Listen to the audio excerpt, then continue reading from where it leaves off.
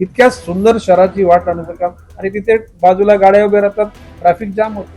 एकूणच सिडकोच्या लोकांनी नवी मुंबई म्हणजे सगळे अधिकारी नालायक आहेत मी म्हणणार नाही, पण काही सिडकोमध्ये नालायक अधिकारी आहेत की मी मंत्री असताना जबाबदारीने बोलतोय.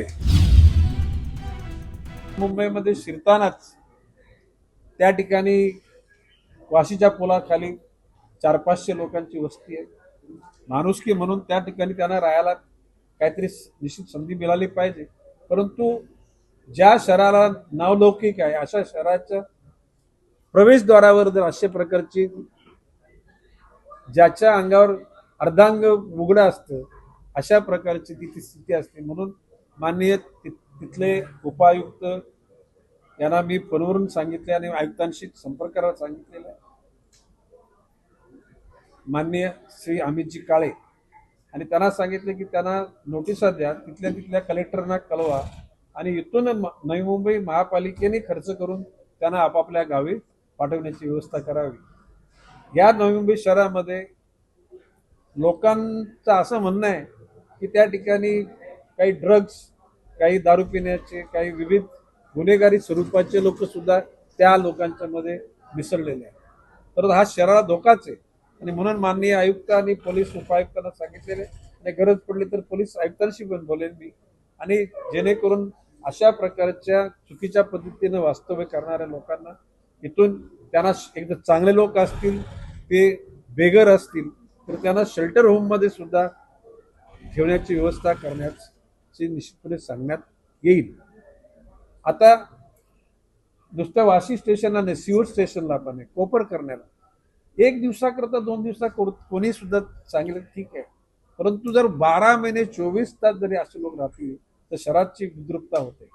आता त्याचबरोबर सिग्नलवर भीक मागणारे भिकारी, या भिकाऱ्यांच्या संपूर्ण त्याचं सर्वेक्षण करून ते भिकारी आहेत का, ते त्यांच्या कडीवरची मुलं त्यांचीच आहेत का, त्याचा पूर्ण तपास करून त्या लहान मुलांना जर का ते कोणी चोरून आणले असतील तर त्या लहान मुलांची सुद्धा आरोग्याची सोय, त्यांना राहण्याची सोय, खाण्यापिण्याची, त्याच्या शिक्षणाची सोय पण केली पाहिजे. आणि भिकारी असतील तर त्यांना शेल्टर होममध्ये नेऊन त्यांना अन्नधान्य दिलं पाहिजे. परंतु त्या सिग्नलवर भीक मागण्याची त्यांना मुभा देता कामा नये. तृतीयपंथीय माणसंच आहेत. प्रश्न असे की त्यांना एकूण सर्वेक्षण करून आपल्या शहरामध्ये किती तृतीयपंथी आहेत, त्याच्यापैकी जे वयोवृद्ध आहेत अशा लोकांना तर महानगरपालिकेनं स्वतः समाज कल्याण विभागानं त्यांची जेवणा खाण्याची, औषधाची सोय केली पाहिजे. जे काम करण्यासारखे असतील त्यांना काम पण दिलं पाहिजे. आणि जर काम करण्याची इच्छा नसेल तर त्यांचे समूह बनवून त्यांना उद्योगामध्ये लावलं पाहिजे. त्याकरता महापालिका पण पैसे टाकले पाहिजे.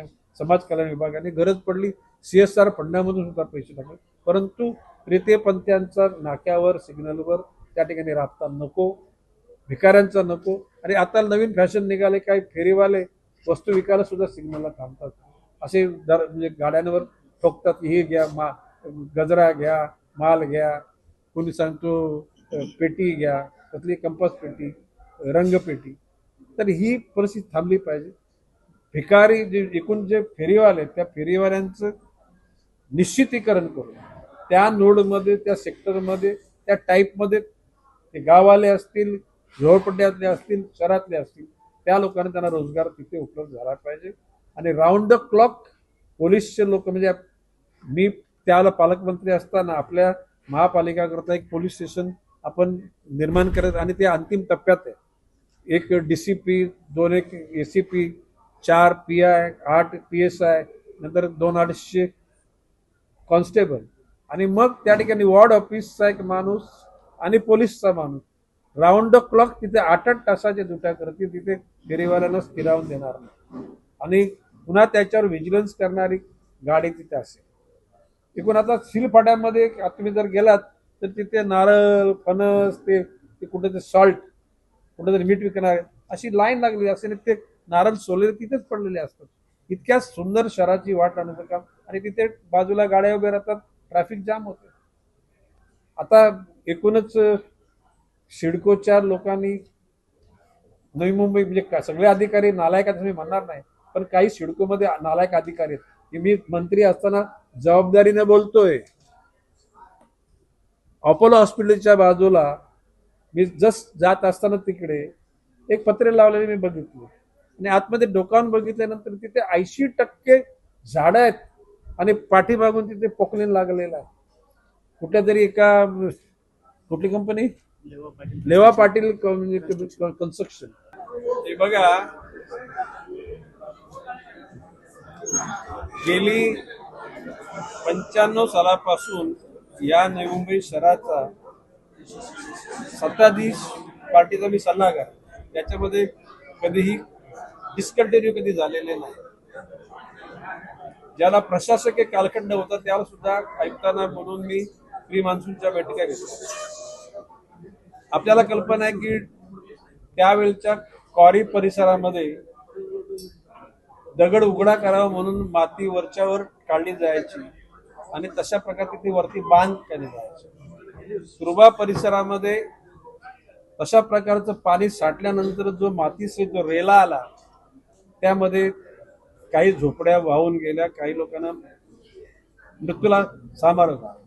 म्हणून आजच्या बैठकीमध्ये जरी क्वाऱ्या बंद असल्या तरी क्वारी परिसरामध्ये अशा प्रकारचा मातीचा ढीग आणि त्याच्यानंतर मातीचा रेला येऊन मनुष्यहानी होऊ नये म्हणून त्याची दक्षता घेण्याकरता सूचित करण्यात आले. आता गोरगरिबांना एकूण कुठल्या नाल्यामध्ये कोणत्या लेवलपर्यंत पाणी वाहतं याचं अज्ञान असल्या कारणानं बिचारे गरजेपोटी ती झोपड्या बांधतात आणि मग कधीतरी पूर झाला आणि मग त्यामध्ये झोपड्यासहित लोक वाहून जातात आणि मग बातमी येते की नवी मुंबईमध्ये अमुक अमुक परिसरात नाल्यामध्ये बांधलेल्या झोपड्या वाहून गेल्या आणि त्यांना लोकांना मृत्यूला सामोरं. त्याची दक्षता घ्यायला सांगितलं. आता गावठाणामधील गटारे, झोपड्यामधली गटारे, LIG मधली गटारे या सगळ्यांची स्वच्छता करावी. मोकळ्या असलेल्या इलेक्ट्रिकचे केबल त्याची दखल घ्यावी. किंबहुना उघड्या असलेल्या DP या उद्याला पाणी जास्त चालल्यानंतर शॉर्ट सर्किट होतं आणि मग काही लोकांना मृत्यूला सामोरं, त्याच्यावर सुद्धा दक्षता घेण्यास सांगितलं. शाळा आता बंद आहेत. शाळा सुरू होतील तत्पूर्वी शाळांच्या इमारती सिपेज लिकेज याची सुद्धा दक्षता घ्यावी. त्याचबरोबर या कालखंडात उन्हामुळे असलेले विंचू, त्याचबरोबर असलेले साप हे आतमध्ये जातात आणि त्या बेंचेसवर कपाटामध्ये. तर 3-4 दिवस अगोदर त्या ठिकाणी इमारतीच्या सभोवताली स्वच्छता करावी. वरांडे, लायब्ररी असेल त्या ठिकाणी वर्ग असतील साफ करून त्या ठिकाणी विद्यार्थ्यांना कसल्याही प्रकारचा धोका होणार नाही याची दक्षता घ्यायला यावी. पंखे, ट्यूबलाईट, उघड्या वायरी याच्यावर सुद्धा त्याच्यावर लक्ष घ्या. आणि त्याचबरोबर आता आपण ठरवलंय की प्रत्येक शाळेमध्ये CCTV कॅमेरे लावायचे. CCTV कॅमेरे सुद्धा बरोबर आहेत की नाही त्याची सुद्धा दक्षता घेण्यास सांगण्यात आले. आता चालले कोण कोण हा जबाबदार त्याच्यामध्ये आम्हाला माहित नाही कसं ते कोणतरी साऊथ दयानिधी. आता त्यांच्याशी मी बोलणार आहे आणि मी गणेश देशमुखांना महापौर बंगल्यासमोर असे पत्रे लावले म्हणजे त्या पाठीमध्ये पत्रे लावायचे, आतून सगळी झाडं साफ करायची, तिथे बंगल्याचे प्लॉट काढायचे. आता महापालिकेच्या मोठ्या मुख्यालयाच्या समोर जवळजवळ 60% त्या ठिकाणी झाड आहेत. ती जागा सुद्धा विकलेली आहे. मी त्या तिन्हीच्या बाबतीमध्ये मी आमच्या वन विभागाला सांगितलेले वनसंज्ञा लावा तिथे त्या ठिकाणी. कलेक्टर पांचाला बोललो, म्हटलं तुम्ही तर जिल्ह्याचे प्रमुख, तुमच्या नेतृत्वाखाली इथलं पर्यावरण राहतं. अशा प्रकारचं तुम्ही पानवठे ज्याला आपण वेटलँड, ते वेटलँडचे आपले असलेले 8-10 स्पॉट त्यांनी वेटलँड नाही अशा प्रकारची सर्वेक्षण केलं. अंतिम त्यांनी सही केली नव्हती. त्यांनी बोलले की आम्ही आमचे मिनिट्स कन्फर्म केले नाहीत. आम्ही कन्फर्म करण्याच्या अगोदर जर त्या ठिकाणी आक्रमकतेने बोललो नसतो तरी कन्फर्म झाले असते आणि हे भूखंड विक्रीला बाहेर निघाले असते. सिडकोमध्ये बिल्डर लोकांचे दलाल आहेत. मी विधान भवनात आमदार असताना बोललो होतो, आता मंत्री असताना बोलतो. लिटरली काही गावाच्या लोकांनी जुनी घरं बांधलेली आहेत, रिपेअर करायचा त्यांनी सुरुवात केली की लगेच त्या ठिकाणी येतात, ते तोडतात पत्रे लावतात आणि तो भूखंड विकतात. एका दिवसात भूखंड विकला कसं? म्हणजे माझं म्हणणे कशाला का एखादा बिचारा रिपेअर करतो ना, हे टेंडर एखाद्याला दिलेलं जातं आणि त्या ठिकाणी यांचं काम सुरू होतं. इतके नालायक लोक आहेत. आणि आता तर बाब अशी आहे, तुम्हाला माहिती आहे की महसूल मंत्र्यांच्या नेतृत्वाखाली मंत्रिमंडळासमोर प्रस्ताव आला माननीय मुख्यमंत्र्यांच्या आदेशाने की मुंबई आणि उपनगरे हे 2 जिल्हे सोडता महाराष्ट्राच्या वाड्या वस्त्या ग्रामपंचायत नगरपालिका महापालिका या परिसरामध्ये वन विभागाची जागा सोडून दुसऱ्या असलेल्या सिडको MIDC किंवा MMB कुठल्याही जागांवर त्या ठिकाणी कोणी घरं बांधली असतील 2011 पूर्वीची तर ती नियमित करण्याचा निर्णय घेण्यात आलेला आहे. 0 ते 500 पर्यंत शून्य किमतीनं ती जागा त्यांना मिळेल. 500 स्क्वेअर फुटाची.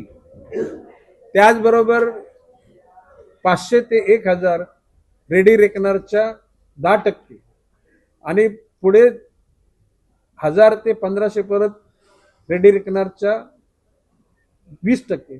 अशा प्रकारच्या जमिनी देण्यात. मग अशा कायदा झालेला असताना सिडकोचे लोक नोटिसा देतात कसे? आता आपल्या एका महाभागानं वॉर्ड ऑफिसरनं त्या लक्ष्मण पाटलाच्या त्या वॉर्डमध्ये एक लोकांना जुनं घर 2000 काहीतरी 8 सालची घरपट्टी आहे, त्यांनी नोटीस लावली. काय तुम्हाला अधिकार आहे? एवढी तत्परता तुम्ही कशी दाखवता? ज्या गोष्टी अनधिकृत आहेत त्या ठिकाणी तुमचं लक्ष, गोरगरिबाचं छप्पर तो सावरतोय त्या ठिकाणी तुम्हाला त्याला डिस्टर्ब करा, त्याला तणावामध्ये ठेवण्याची तुमची इच्छा कशी होते? लोकांना पॅनिक करत, स्ट्रेस येतो लोकांवर. एखादा जर हार्ट अटॅक आला याची पापं त्यांच्यावर जातील.